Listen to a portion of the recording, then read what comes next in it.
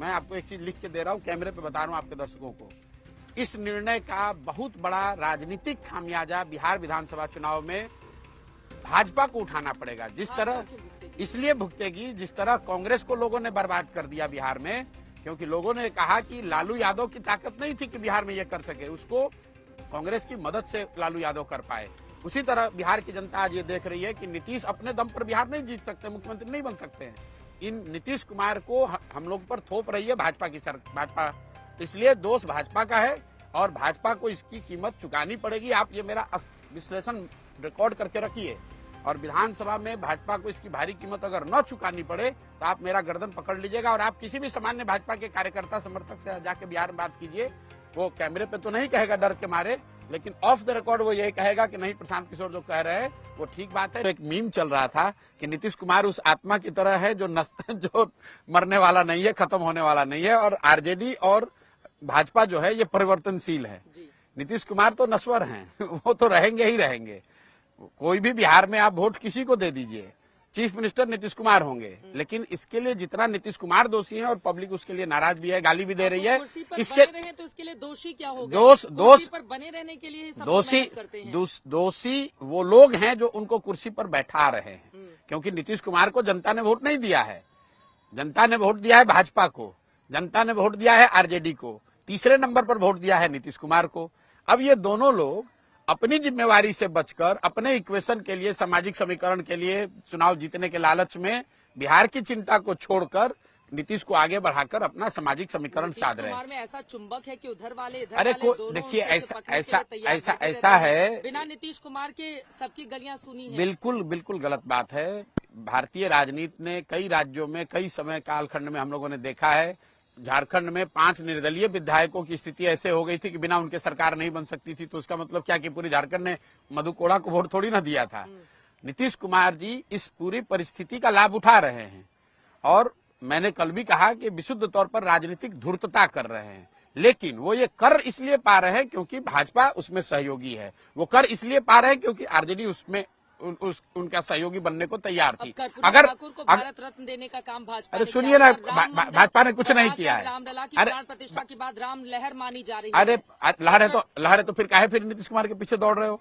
लहर है तो उसी लहर के आधार पर लड़ लेते चुनाव, फिर क्यों इतना झूठ मूठ का बकवास कर रहे हो? गठबंधन को भी तो इन लोगों को सबक हाँ, ये ठीक बात है कि आपने ये बात ठीक कही। भाजपा के केंद्रीय नेतृत्व ने इंडिया गठबंधन को तोड़ने के लिए, राष्ट्र के स्तर पर राजनीतिक फायदा उठाने के लिए बिहार और बिहार के हितों के, बिहार के बच्चों के भविष्य को बलि चढ़ा दिया।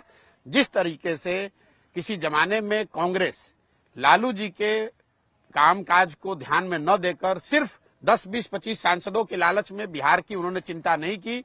उनको इससे मतलब था कि लालू जी के साथ गठबंधन करके 20-25 सांसद हमारे आ जाएं, बिहार अगर कत्लखाना में जाता है तो जाए, दिल्ली में बैठ के बिहार के लोगों का हंसी उड़ाएं, कहें कि ये तो बड़ा पिछड़ा राज्य है, जातियों में बटा हुआ राज्य है और वहीं से 20-25 सांसद भी चाहिए। तो जो गलती कांग्रेस ने की लालू जी को बढ़ाकर और इस बिहार के बच्चों की चिंता नहीं की, वही गलती आज पिछले 7-8 वर्षों से भाजपा कर रही है। एक मिनट, अब मेरी बात पूरी करो। बनाने के लिए यहाँ पर साथ मेरी बात आपके साथ नहीं है। मेरी बात पूरी कर लेने दो, पहले भाजपा से निपट ले, उसके बाद आप मेरी बात पर आइएगा। भाजपा पिछले 7-8 वर्षों से नीतीश कुमार को बिहार पर थोप रही है, क्योंकि बिहार की जनता ने नीतीश कुमार को वोट नहीं दिया है। 2020 में बिहार में सबसे बड़ा दल भाजपा है, तो अगर आपको नीतीश कुमार के साथ भी गठबंधन बनाना है तो आप अपना मुख्यमंत्री बनाइए, और न भी बनाइए तो अगर आपका उप मुख्यमंत्री है तो जो बिहार को लेकर वादे किए गए हैं, बिहार में स्थिति, बिहार में अगर गरीबी है, पलायन है, तो उसकी जिम्मेवारी भी भाजपा को लेनी चाहिए।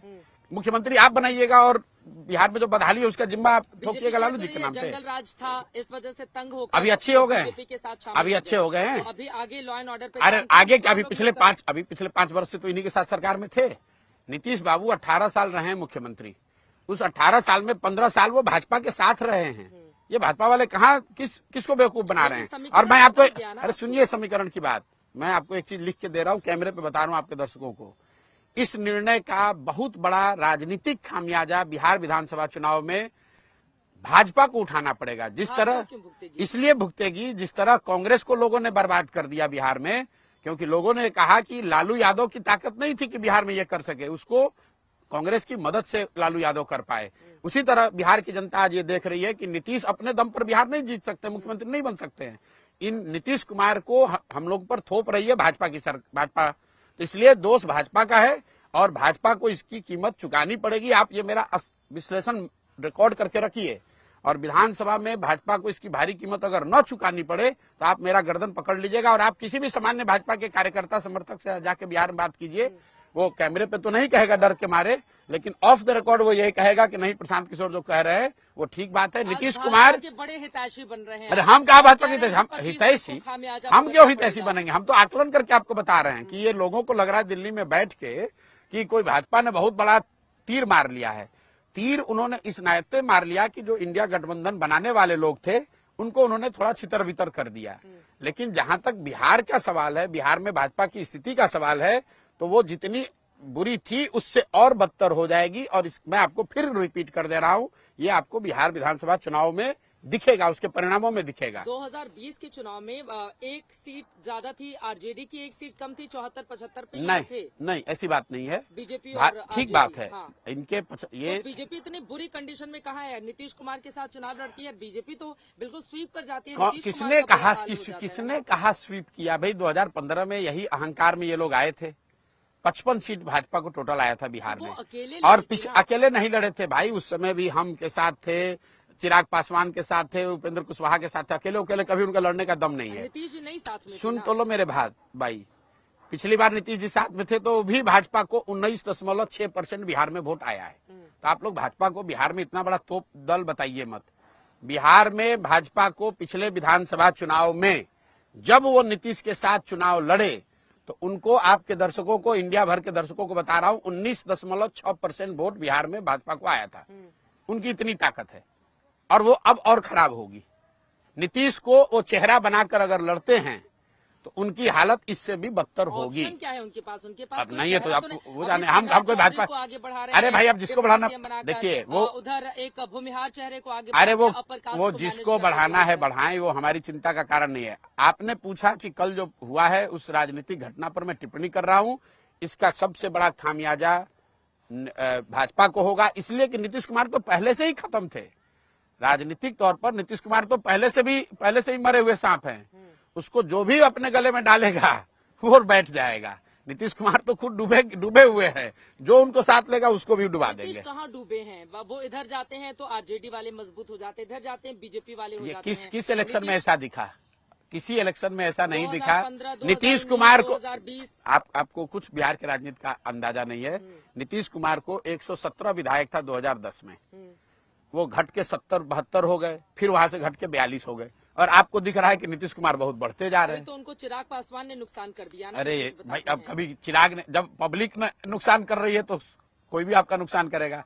नीतीश कुमार को आज ना उनकी कोई राजनीतिक ताकत है, ना उनका संगठन है, ना उनका वोट है। नीतीश कुमार अगर आज अकेले चुनाव लड़े तो उनको 6 से 7% वोट है, ये भाजपा को भी मालूम है। अब भाजपा ये चाहती है कि जो मुझे 20-25% वोट है उसमें 7% जुड़ जाए ताकि हमारी नैया पार लग जाए लोकसभा में। लोकसभा में वो होगा भी। बीजेपी को कैसे नुकसान हो रहा है? बीजेपी को नुकसान ऐसे हो रहा है क्योंकि वो भी उतने ही बड़े पलटूमार साबित हो गए जितने बड़े पलटूमार नीतीश कुमार हैं। बीजेपी को नुकसान ऐसे हो रहा है क्योंकि बिहार में जो कुशासन है, जो कुप्रबंधन है, बेरोजगारी है, लाचारी है, पलायन है, उसमें जितना नीतीश कुमार दोषी है उस सहयोगी के तौर पर भाजपा भी उसमें दोषी है। और भाजपा ज्यादा दोषी इसलिए है कि नीतीश कुमार ये कर पा रहे हैं क्योंकि भाजपा उनकी मदद कर रही है, उनको कुर्सी पर बैठाए हुए है। लेकिन यहाँ पर अगर भाजपा अगर नहीं करती, राष्ट्रपति शासन लागू कर दो, चुनाव कराओ फ्रेश। अब ये तो मतलब आप, अरे वाह, अरे दूसरा मैंडेट का नहीं हो जाएगा। अरे बाप रे, अरे बाप रे, भाजपा वाले, और आप कह रहे हैं राष्ट्रपति शासन। भाजपा वाले कब से मैंडेट का सम्मान करने लगे? ये तो दूसरे राज्यों में सम्मान कर रहे हैं। सुन तो लीजिए, दूसरे राज्यों में पार्टियों को तोड़कर नई अपनी सरकार, अपना मुख्यमंत्री बनाते हैं, और बिहार में इतने बड़े हृदय के हो गए हैं कि अपना बड़ा दल होते हुए भी दूसरे को बना रहे हैं।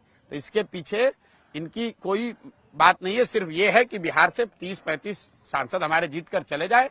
बिहार का जो होता है हो देखा जाएगा। बिहार अगर क्या 2019 में जिस तरह का मैंडेट मिला था एनडीए को 40 में से 39, क्या उसी तरह का आप देख रहे हैं 2024 में? उनको बड़ी बढ़त होगी, बिल्कुल मोदी के नाम पर, भाजपा की ताकत में और विकल्प के अभाव में। क्योंकि बिहार में जो एक बड़ी जनसंख्या है वो लालू जी को, पार्टी को, आरजेडी को वोट नहीं करना चाहती है।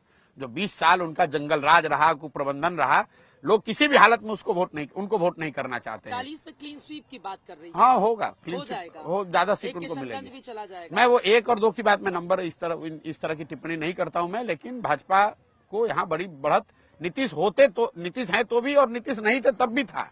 नीतीश के नहीं होने पर तब भी भाजपा को तब भी यही तो मैं आपको बता रहा हूं कि अगर नीतीश साथ में नहीं होते तो भी एनडीए गठबंधन को बिहार में बड़ी बढ़त थी। इसके बावजूद अगर उन्होंने नीतीश कुमार को लिया है तो ये सिर्फ इसलिए लिया है कि जो देश के स्तर पर एक समीकरण, एक संगठन, एक व्यवस्था इंडिया की बन रही थी या बनती दिख रही थी, उसको तहस नहस कर दो, राजनीतिक तौर पर लड़ाई शुरू होने से पहले उनको बर्बाद कर दो। उसी नजरिए से, और इस करने में अगर बिहार का कुछ नुकसान हो जाए, बिहार में मतलब इट इज अंग्रेजी में जिसको कहते हैं losing the battle to win the war. एक छोटी लड़ाई अगर बिहार में हार भी जाए, एक कदम पीछे भी उठाना पड़े, नीतीश को स्वीकार भी करना पड़े, लेकिन अगर देश में इसका फायदा हो रहा है तो इसलिए वो भाजपा वाले कर रहे हैं। तो हो ही गया ना। देश में फायदा हुआ, लेकिन बिहार के बच्चों का तो नुकसान हुआ। तो बिहार में जब आकर मोदी जी कहेंगे कि हम बिहार के बच्चों की चिंता करते हैं, तो बिहार का बच्चा इस बार वो सुनने वाला नहीं है विधानसभा चुनाव में। मतलब आप विधानसभा की भविष्यवाणी कर रहे हैं, लोकसभा में कोई दिक्कत नहीं है? नहीं, लोकसभा में तो चूंकि आपने ये व्यवस्था बना दी है और चुनाव अभी 2 महीने के बाद है, तो लोगों के पास कोई विकल्प नहीं, मजबूरी में फिर से एक बार आपको वोट दे देंगे। लेकिन नीतीश कुमार के बारे में आप बार बार कह रहे हैं वो फिर से पलट जाएंगे, उनका राजनीतिक करियर खत्म हो रहा है, इस तरह की बातें। नीतीश कुमार कई बार पलटे, राजनीतिक करियर तो खत्म हुआ नहीं उनका। किसने कहा कि नहीं खत्म हुआ? नीतीश कुमार का हम लोग भी तो राजनीति देखते समझते हैं। यहाँ पे ये वो नीतीश कुमार हैं जो 2010 में, ये जितने भाजपा के समर्थक हैं, ये 2010 में इन्होंने नरेंद्र मोदी को बिहार में घुसने से मना किया था। ये वो नीतीश कुमार हैं जो नरेंद्र मोदी के प्रधानमंत्री चेहरा बनने पर वो गठबंधन तोड़कर अलग हो गए थे। इनकी उतनी राजनीतिक ताकत उस समय थी और उसके बावजूद ये बिहार जीत कर आए थे। आज वो नीतीश कुमार हैं कि अगर इनको जरूरत पड़े तो, मोदी जी तो बहुत बड़े हैं, जो स्टेट के लीडरशिप हैं भाजपा के, उसको भी ये साष्टांग दंडवत करते हैं, इसलिए कि कुर्सी का मोह है, कुर्सी छूट नहीं रहा है। कुर्सी पर बने रहने के लिए भाजपा का हो, आरजेडी का हो, किसी को पैर पर गिरना पड़े, किसी से समझौता करना पड़े, कुर्सी बची रहनी चाहिए। तो नीतीश कुमार की राजनीतिक ताकत, मैं तो ये देख रहा हूं कि उनकी छवि, उनकी लेगेसी, उनकी ताकत, उनका ग्राउंड पे सपोर्ट, हर चीज हाथ से निकल गया है। अब सवाल है कि अगर आप बहुत बड़े दल हैं, कांग्रेस इतना बड़ा दल है, 100-150 साल पुराना दल है, उनकी ताकत खत्म है या बहुत कमजोर हो गई है, फिर भी दल तो रहेगा ही। 11 करोड़ लोग अभी भी वोट कांग्रेस को पिछले चुनाव में दिए, लेकिन उनकी ताकत तो वो नहीं है जो 1980, 85 और 90 में होती थी। ऐसा लग रहा है कि नीतीश कुमार से अलग होने के बाद नीतीश कुमार को हराने के लिए या उनके खिलाफ खूब बयान दे रहे हैं आप, मतलब आपका एकदम टारगेट फिक्स है, यही है दुश्मन नीतीश नहीं, कुमार। आपका ये भ्रम है कि मैं नीतीश कुमार से कोई आज अलग हुआ हूं। मैं तो बिहार की राजनीति में मैंने एक कदम 2015 में नेता के तौर पर नहीं, एक बिहारी होने के नाते, बिहार का बच्चा होने के नाते मैंने नीतीश कुमार की 15 में मदद की थी। चुनाव जिताने में कंधा लगाया था, बिहार में 7 निश्चय का एक कार्यक्रम बनवाया था, बिहार विकास मिशन की स्थापना कराई थी। फिर उसके बाद मैं बिहार से चला गया। मेरा बिहार की सरकार और पार्टी से किसी से कोई लेना देना नहीं था। आप नंबर 2 बन गए। मैं बता रहा हूं, फिर 18 में नीतीश कुमार के बार बार ये कहने पर कि भैया अब हम लोग की उम्र हो रही है, नए लोग चाहिए, आप आइए कीजिए, तो मैं आकर उनके दल में शामिल हुआ। सरकार में उस समय भी शामिल नहीं हुआ। दल में आने के बाद सीए एनआरसी के नाम पर उन्होंने गलत बयानी की, गलत एक्शन किया। पार्टी में निर्णय हुआ था कि इसके खिलाफ में हम लोग हैं। नीतीश कुमार का जो अपना स्वभाव है, जाके पार्लियामेंट में उसके पक्ष में वोट किए। हमको फोन पर ये समझा रहे हैं कि अरे हम लोग तो पार्लियामेंट में वोट कर दिए, हमको पता नहीं चला, बिहार में हम लोग लागू नहीं करेंगे। तो मैंने उसके बाद पार्टी छोड़ दिया, उन्होंने हटा दिया मुझे। फिर उसके बाद मेरा बिहार की राजनीति से कोई लेना देना नहीं है। ये घटना है 2019 की। अरे सबसे ज्यादा नीतीश के खिलाफ ही आप बयान अरे दे रहे सुन हैं। तो लो मेरी आप बात, जगह जाते सुन हैं, लो मेरी बात। आप अब नीतीश इसे कुमार- आप लोग बीच का टाइमलाइन इरेज कर देते हैं। नीतीश कुमार को छोड़ने के बाद 2 बरस तक मैं बिहार में, मेरा कोई लेना देना नहीं रहा, मैं तो बंगाल में था। 2021 में जब मैं यहाँ आया हूँ, तब मैंने ये तय किया है कि मैं एक नई व्यवस्था बना रहा हूँ, नया प्रयास कर रहा हूँ। बिहार की जनता की स्थिति को समझने, जोड़ने, समझाने, नया दल, नया विकल्प बनाने का प्रयास करेंगे। और उस प्रयास के तहत मैं पिछले 16 महीने से अपना घर, परिवार, काम धाम छोड़कर गांव-गांव में हम रह रहे हैं, काम कर रहे हैं। और जो मैं देख पा रहा हूँ, जो मैं समझ रहा हूँ, वही आपको बयान कर रहा हूँ। आज जमीन पर बिहार में अगर किसी एक राजनेता के खिलाफ लोगों में गुस्सा है तो उस नेता का नाम नीतीश कुमार है। ये मेरी बात नहीं है। और मैं अब जब बिहार में हूं तो स्वाभाविक तौर पर मैं बिहार के मुख्यमंत्री के, बिहार के विपक्ष की चर्चा नहीं करूंगा तो केरल के मुख्यमंत्री की चर्चा करूंगा। ठीक है, तो नीतीश कुमार के इधर आ जाने के बाद अब इंडिया गठबंधन जो बना था वो क्या पूरी तरह से ध्वस्त हो गया? नहीं, ये तो इंडिया गठबंधन वाले बताएंगे, लेकिन स्वाभाविक तौर पर बनाने वाले लोग अगर उससे अलग हट रहे हैं तो स्वाभाविक तौर पर उसको झटका लगेगा और उसका फायदा बीजेपी को मिलेगा। और यही करने के लिए तो उन्होंने बिहार की बलि चढ़ाई है। बिहार के हितों की बलि नरेंद्र मोदी, अमित शाह, भाजपा ने क्यों चढ़ाई? इसीलिए कि उनको इंडिया गठबंधन को डिस्टर्ब करना था। और वो डिस्टर्ब करने में बिहार एक छोटा सा बैटल ग्राउंड था, जहां उन्होंने कहा कि चलो नीतीश कुमार को साथ में लो, इंडिया गठबंधन खराब होता है। पिछले साल जून के महीने में यहीं से तो शुरुआत हुई थी ना उस इंडिया बिल्कुल, गठबंधन की। इसीलिए तो बिहार के हितों की बलि देकर, अपने बात से पलटकर, आप मुझे ये बता दीजिए कि आप लोग भी तो कल वीडियो देख रहे होंगे, अमित शाह जी जब नीतीश जी गए थे इंडिया गठबंधन बनाने, महागठबंधन बनाने, उसके बाद अमित शाह जी यहाँ आए थे, उनसे किसी पत्रकार ने तो पूछा नहीं था।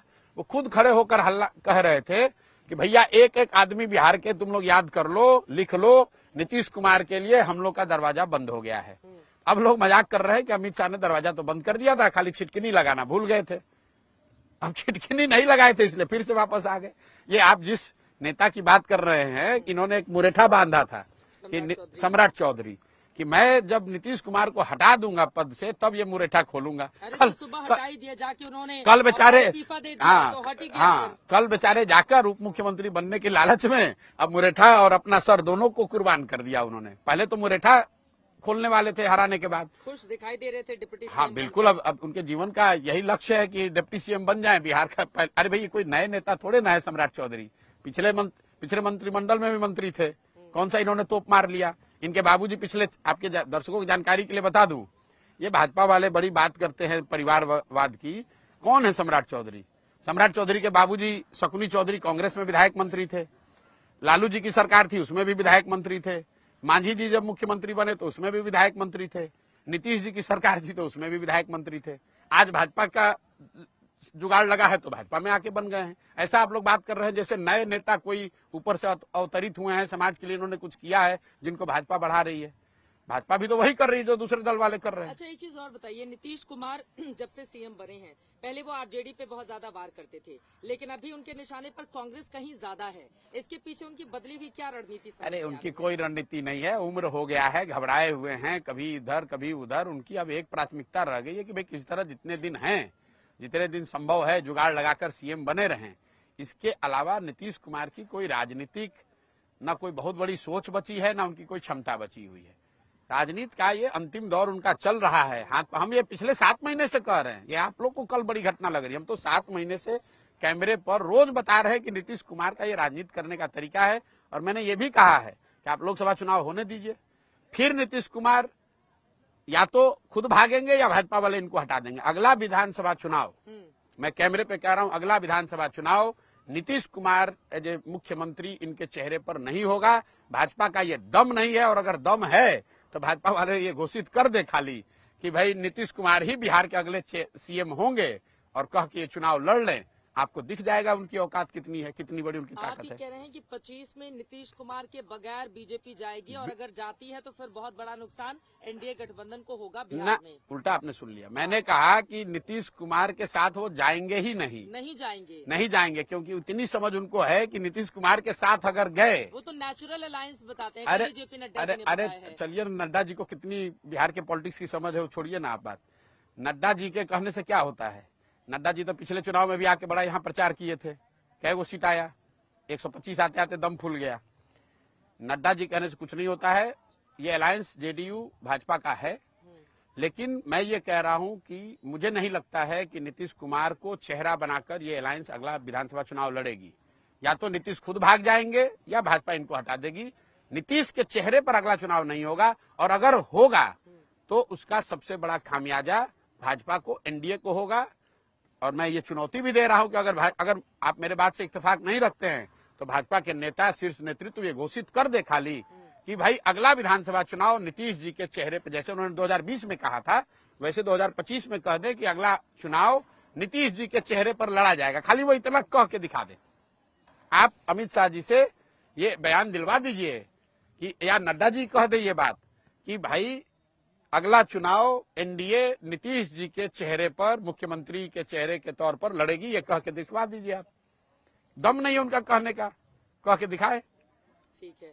न्याय यात्रा कांग्रेस पार्टी की राहुल गांधी के नेतृत्व में बिहार में प्रवेश कर चुकी है, कितना असर डालेगी? मुझे नहीं पता, मैं तो जानते ही नहीं हूँ। तो अभी आए हैं 2-4 दिन, अपनी शायद उनकी यात्रा है, पूर्णिया कटिहार वाले एरिया में हैं। अब वो अपना काम कर रहे हैं, हर दल को, हर नेता को अधिकार है अपना काम करने का। भारत जोड़ो यात्रा से कर्नाटक में फायदा हो गया था, दक्षिण में थोड़ी मजबूती मिली थी, लेकिन क्या इससे आपको लग रहा है नहीं, आप अगर सिर्फ यात्राओं से ही आप सीधा, कोई कोरिलेशन नहीं है चुनाव परिणामों का। अगर ऐसा होता तो मध्य प्रदेश में भी उन्होंने भारत जोड़ो यात्रा की थी, गुजरात में राजस्थान और छत्तीसगढ़ में भी पद यात्रा हुई थी। तो यात्राओं का सीधा चुनाव पर असर नहीं पड़ता है। यात्रा से, पब्लिक कॉन्टैक्ट से डेफिनेटली एज ए लीडर आपको कुछ फायदा हो सकता है, लेकिन चुनाव सिर्फ यात्रा और जन समर्थन का प्रतिफल नहीं है। चुनाव जीतने के लिए, चुनाव में लड़ने के लिए आपको जन समर्थन के साथ साथ कई और बातें साथ में करनी समझ में आ रही है, लेकिन चुनाव के मद्देनजर ही तो ये न्याय यात्रा नहीं। देखिए, आप जिस मद्देनजर भी यात्रा निकालिए, यात्रा से आप अपनी बात जनता तक पहुंचा रहे हैं, जनता से जुड़ रहे हैं, जनसंपर्क कर रहे हैं, जनता कितना उसको मान रही है, और अगर मान भी जाए तो भी उसके लिए आपके पास प्रत्याशी होना चाहिए, संगठन होना चाहिए, आपकी वो व्यवस्था होनी चाहिए कि उस जन समर्थन को आप वोट में कन्वर्ट कर सकें। भविष्य क्या देख रहे हैं कांग्रेस पार्टी का? 3 राज्य अब हमारी क्या विषाद है कि मैं कांग्रेस के भविष्य पर कोई चर्चा करूं, लेकिन स्वाभाविक तौर पर जो अभी दिख रहा है, 85 के बाद से कांग्रेस की जो स्थिति है वो तो सेकुलर डिक्लाइन में है। कांग्रेस इतनी बड़ी पार्टी होने के बाद भी लगातार घट रही है। अब देश में सिर्फ उनकी 3 राज्यों में सरकार बची हुई है। निश्चित तौर पर उनके लिए कठिन समय है, कठिन दौर है, लेकिन मैं उन लोगों में से नहीं हूं जो ये मानता है कि कांग्रेस देश से खत्म हो जाएगी। कांग्रेस किसी न किसी फॉर्म में देश में रहेगी। अपने आप को शायद आज नहीं तो कल, 10 वर्ष के बाद वो रिवाइव भी करेंगे, लेकिन इसका मतलब ये नहीं कि वो रिवाइव राहुल गांधी के अंदर करेंगे। 10 साल के बाद कांग्रेस पार्टी में बदलाव होगा, रिवाइव नहीं। अब फिर आप ये लोग आप ऐसे पकड़, मैं कह रहा हूँ शायद 5 वर्ष के बाद हो कि 10 वर्ष होगा कि 20 वर्ष होगा, मैं जानता नहीं हूँ। देखिए, जनसंघ 1950, लेकिन अभी तो नहीं हो रहा है। मैं आपको एक उदाहरण देता हूँ। जनसंघ 1950 के दशक में बड़ा दल था, फिर उसका पराभव हुआ, फिर 80 में भाजपा बनी, तो 30 वर्ष तक जनसंघ और जनसंघ की विचारधारा से जुड़े हुए लोग जो राजनीति करते थे वो डोलड्रम में रहे, लेकिन वो विचारधारा खत्म नहीं हुई। भाजपा के तौर पर उसका पुनर्जन्म हुआ, उसको शुरुआती 5 साल में सफलता नहीं मिली। सुन तो लीजिए, भाजपा को 5 साल सफलता नहीं मिली, लेकिन 84 के बाद नया नेतृत्व, नई तरह का प्रयास, नए आंदोलन, नया जनसंपर्क, ये सबको मिलकर उनको सफलता मिली। फिर एक झटका लगा, दौर आया 10 वर्ष का, 2004 से लेकर अटल बिहारी वाजपेयी के बाद, जिसमें उनको सफलता नहीं मिली। फिर मोदी जी के दौर में आगे बढ़े। मैं आपको ये बताना चाह रहा हूँ कि जो ये राष्ट्रीय स्तर के दल हैं, जिनके 50 साल, 60 साल, 100 साल की लेगेसी है, वो एक दिन में ना बनते हैं, ना एक दिन में खत्म होते हैं। ये दौर है, इसमें उठा पटक चलती रहती है, उफान आता रहता है, कभी आपके पराभव के भी दिन हो सकते हैं। तब अभी लेकिन अच्छे दिन कांग्रेस के इतनी जल्दी नहीं आने वाले। नहीं आ सकते, इसलिए नहीं आ सकते हैं कि मतलब ये गिरावट भी बहुत लंबे समय में आई है, तो इससे उठने के लिए भी कांग्रेस को लंबा और बेहतर प्रयास करने की जरूरत है। ममता बनर्जी, उन्होंने कांग्रेस से अलग होकर चुनाव लड़ने की बात बंगाल में कर दी, तो ठीक किया बिल्कुल। अब ये तो उनका निर्णय है। मतलब बंगाल में कांग्रेस की कोई बहुत बड़ी ताकत पहले से है नहीं, उनके 2 सांसद जीते हुए हैं, तो नेचुरली जो हम लोग मीडिया वगैरह में पढ़ते हैं कि अगर ये तय है कि जो जीता हुआ है वो लड़ना चाहिए, तो जो हम लोग सुने कि शायद तृणमूल की ओर से 2 या 3 सीट का ऑफर दिया गया है और कांग्रेस की अपेक्षा शायद 5 या 6 या 10 सीट की रही होगी, वो सामंजस्य नहीं बना। तो ममता बनर्जी ने शायद ऐसा कहा है कि वो अकेले लड़ेंगी, लेकिन हमको कोई उसकी फर्स्ट हैंड जानकारी नहीं है, मीडिया के माध्यम से ही सुनते हैं। आपने ममता बनर्जी के लिए चुनावी रणनीति किया था भाई, वैसे तो मोदी जी के लिए भी किया था। तो क्या मोदी जी हमसे पूछ के सलाह लेकर काम कर रहे हैं? वो तो अब अपना ही काम कर रहे हैं। जिस दौर में उनके साथ काम किया था तब कुछ सलाह जो मांगा होगा। ठीक किया या गलत किया? नहीं, मैं बात कर रहा हूँ, ये निर्णय उनका है। मुझे वहाँ की स्थिति का, उनके राजनीतिक वार्तालाप का, कांग्रेस से संबंधों का कोई सीधा ज्ञान है नहीं। मैं उन लोगों में से नहीं हूँ कि हर विषय पे कमेंट करे। मैं बिहार में हूँ, बिहार के बारे में हर विषय पे मैं कमेंट कर सकता हूँ। मैं जब तमिलनाडु में हुई नहीं, केरल में हुई नहीं, तो क्यों उस पर कमेंट करूं? ठीक है, एक छोटा सा राज्य का और जवाब ले लेती हूँ, उसके बाद फिर से बिहार में आ जाऊंगी। यूपी में 11 सीटें कांग्रेस को दे दी हैं अखिलेश यादव ने, लेकिन कांग्रेस इससे खुश नहीं है, जो स्थानीय लीडरशिप है वहाँ। मैं फिर वही बात कहूंगा जो मैंने बंगाल के संदर्भ में कहा। यूपी में ये मामला सपा और कांग्रेस के बीच का है। मतलब प्रशांत किशोर की ऐसी क्या क्षमता है कि हम यहाँ से बता दें कि 11 ठीक है, कम है, ज्यादा है? ये तो आपस में सामंजस्य बनाने की बात है। वहां बड़ी पार्टी सपा है, वो तो क्लियर है, और सपा और कांग्रेस के बीच में जितने भी सीटों पे सामंजस्य बन जाए वो मिलकर लड़ना चाहते हैं। आखिरी के दो सवाल। सबसे बड़ा मुद्दा 2024 की राजनीति में जो 2 महीने बाद चुनाव होने जा रहे हैं, आप क्या देख रहे हैं? देखिए, जो एनडीए भाजपा है वो तो मोदी जी के नाम, मोदी जी के चेहरे, उनके काम, उनके अच्छा खराब जो उन्होंने किया नहीं किया उस पर ही चुनाव वो लड़ेंगे। मैं ऐसा नहीं समझता हूं कि चुनाव राम मंदिर पर होगा। राम मंदिर भी it's all part, it's subservient to the brand Modi. चुनाव तो ब्रांड मोदी पर ही होगा। आप मोदी जी को चाहते हैं, मोदी जी को नहीं चाहते, और भाजपा ये चाहती भी है, भाजपा कह भी रही है। तो मैं यही समझता हूं कि मोदी की विचारधारा, उनकी कार्यशैली, उनका डिलीवरी, इस पर ही चुनाव होगा। मतलब मोदी से शुरू, मोदी पर ही खत्म? नहीं, खत्म तो नहीं, मोदी से शुरू, जनता से खत्म। अब जनता जिसको वोट दे देगी उससे खत्म होगा, लेकिन शुरुआत तो मोदी जी के नाम, उनकी कार्यशैली, उनके सिद्धांत, उनकी विचारधारा, उनका संगठन, सब कुछ मोदी सेंट्रिक ही है एक साइड से। दूसरे साइड से इंडिया है, जिसको कोई बहुत बड़ा अभी ट्रैक्शन कम से कम पब्लिक परसेप्शन में नहीं दिख रहा है। ग्राउंड पर अगर स्थिति अलग हो तो चुनाव में दिखेगा, लेकिन दिख यही रहा है कि एक और मोदी, और एवरीथिंग दैट मेक्स मोदी, उनकी विचारधारा, उनकी कार्यशैली, राम मंदिर, G20, विश्वगुरु, वादे, डिलीवरी, सब कुछ उसी में समाहित है। ठीक है। कितनी सीटें आ सकती हैं?